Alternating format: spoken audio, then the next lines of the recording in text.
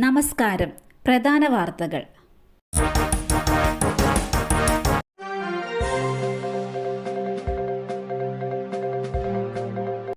Petrol pump ജീവനക്കാരനെ കാറിടിച്ച് കൊലപ്പെടുത്താൻ ശ്രമം.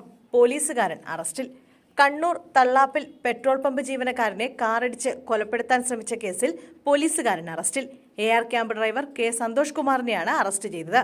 പെട്രോൾ അടിച്ച പണം മുഴുവൻ നൽകാതെ പോകാൻ ശ്രമിച്ച കാറിനെ പമ്പ് ജീവനക്കാരൻ അനിൽകുമാർ തടയാൻ ശ്രമിച്ചപ്പോഴായിരുന്നു വധശ്രമം.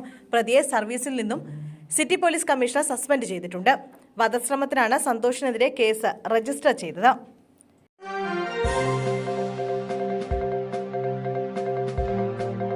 ഇടുക്കിയിൽ ഏണി ചാരുന്നതിനിടെ ചക്ക തലയിൽ വീണു.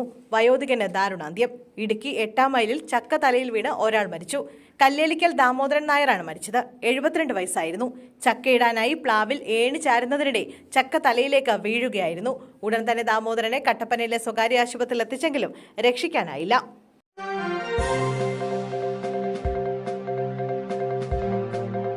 സ്വർണ്ണവിലയിൽ ഇടിവ്, നേരിയ ആശ്വാസം. സംസ്ഥാനത്ത് 2 ദിവസം മാറ്റമില്ലാതെ തുടർന്ന സ്വർണ്ണവിലയിൽ ഇടിവ്. പവന് 80 രൂപയാണ് താഴ്ന്നത്. ഇതോടെ 54,000 രൂപയാണ് ഒരു പവൻ സ്വർണത്തിന്റെ ഇന്നത്തെ വില. ഗ്രാം വില 10 രൂപ കുറഞ്ഞ് 6,760 രൂപയായി.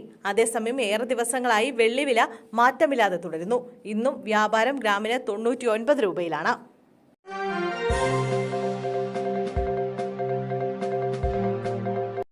കൊങ്കൺ പാതയിൽ മണ്ണിടിച്ചിൽ, ട്രെയിനുകൾ വഴിതിരിച്ചുവിട്ടു.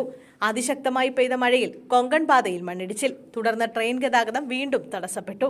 രത്നഗിരി ജില്ലയിൽ റെയിൽവേ ട്രാക്കിലേക്ക് മണ്ണിടിഞ്ഞ് വീഴുകയായിരുന്നു. ഗതാഗതം തടസ്സപ്പെട്ടതോടെ ട്രെയിനുകൾ വഴിതിരിച്ചുവിട്ടു. 5 ട്രെയിനുകളാണ് വഴിതിരിച്ചുവിട്ടത്.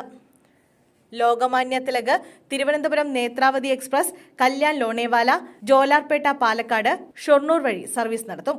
Hazrat Nizamuddin Ernakulam express, LTT Thiruvananthapuram express, Gandhidham Nagercoil express എന്നിവയും വഴിതിരിച്ചുവിട്ടു. നിലവിൽ ഗതാഗതം സുഗമമാക്കുന്നതിനുള്ള ജോലികൾ പുരോഗമിക്കുകയാണ്.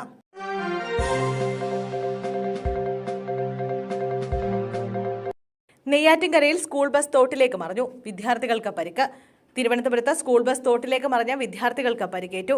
നെയ്യാറ്റിൻകര കാരോട് കിഡ്സ് വാലി സ്കൂളിലെ ബസ്സാണ് തോട്ടിലേക്ക് മറിഞ്ഞത്.